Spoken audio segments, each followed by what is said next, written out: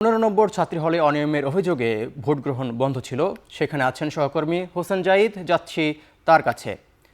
Zahid, vote গ্রহণ কি অনিয়ম হয়েছে? ভোট গ্রহণ কি শুরু হয়েছে কিনা পরবর্তীতে বিস্তারিত জানাবেন। তৌহিদ, প্রায় 1.5 ঘন্টা ধরেই মূলত এই 15 নং ছাত্রী হলে ভোট গ্রহণ বন্ধ আছে এবং বন্ধ থাকার সুনির্দিষ্ট দুইটি কারণ এখানে উল্লেখ করা হচ্ছে। ছাত্রদল প্যানেলের যিনি ভিপি এবং জিএস তারা এখানে এসেছিলেন, তারা এখানে ভোট কারচুপি এবং অনিয়মের এবং জাল ভোটে তারা অভিযোগ তোলেন এবং তারপরেই মূলত এখানে তার পাশাপাশি আরও দ্বিতীয় যে কারণটি, এখানে আসলে ছাত্রী হলের যারা ভোটার ছিলেন তাদের আঙুলে যে অমোচনীয় কালি সেটি খুবই অদৃশ্যমান এমন কালি দেওয়া হচ্ছে এমন অভিযোগ তারা তোলেন। মূলত আসলে এই ভোট কারচুপি বা জালিয়াতির অভিযোগ নিয়ে তারা এখানে অবস্থান করেন, যে কারণে এখানে ভোট গ্রহণ প্রক্রিয়াটি বন্ধ হয়ে থাকে। যদিও হল কর্তৃপক্ষ তারা এই অভিযোগটি অস্বীকার করছেন।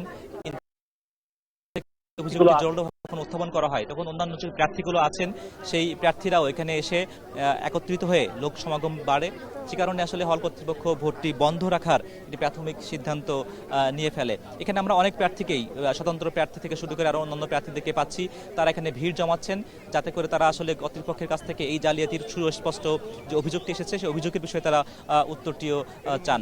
আমরা এখানে কয়েকজন প্রার্থীকে দেখছি যে তাদের সঙ্গে আমরা কথা বলে দেখতে চাই তাদের কাছে আসলে সুনির্দিষ্ট কি কি অভিযোগ তারা করছেন এবং এই মুহূর্তে যেহেতু 1.5 ঘন্টা ভোট গ্রহণ প্রক্রিয়া বন্ধ আছে, এটির আসলে পরবর্তীতে এটি ক্ষতিপূরণ হিসেবে, এই সময়ের ক্ষতিপূরণ হিসেবে কোনো পদক্ষেপ নেওয়া হবে কিনা। একজন প্রার্থীকে পেয়েছি। এই হলে ভোট তো বন্ধ আছে, সুনির্দিষ্ট অভিযোগটা আমাদেরকে বলবেন, জাস্ট অভিযোগটা। জি, আমরা শুনতে পেরেছিলাম, যেহেতু আমি একজন প্রার্থী, আমরা শুনতে পেরেছিলাম যে এই ভোট কারচুপির অভিযোগ রয়েছে।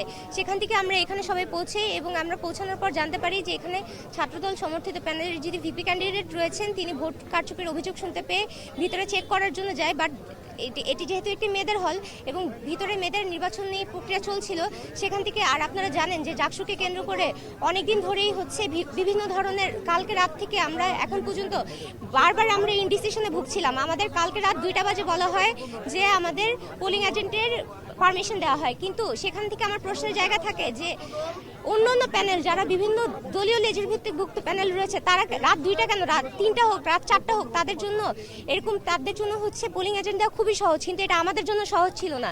সেই ক্ষেত্রে আমার প্রশ্নের জায়গাটা থেকে যায় যে আমাদের বিশ্ববিদ্যালয়ের প্রশাসন আমাদের সাথে কি বায়াসড আচরণ করছে এবং একই সাথে আমরা এই বায়াস আচরণ শুনছি আপনার কাছ থেকে, পাশাপাশি আরো অনেক প্রার্থী আসলে অভিযোগগুলো করছেন।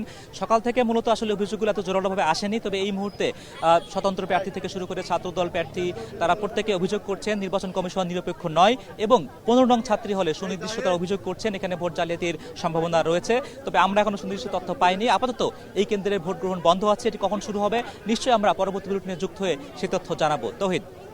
15 নং ছাত্রী হল থেকে জাকসু নির্বাচনের সবশেষ খবর জানাচ্ছিলেন সহকর্মী হোসেন জাহিদ।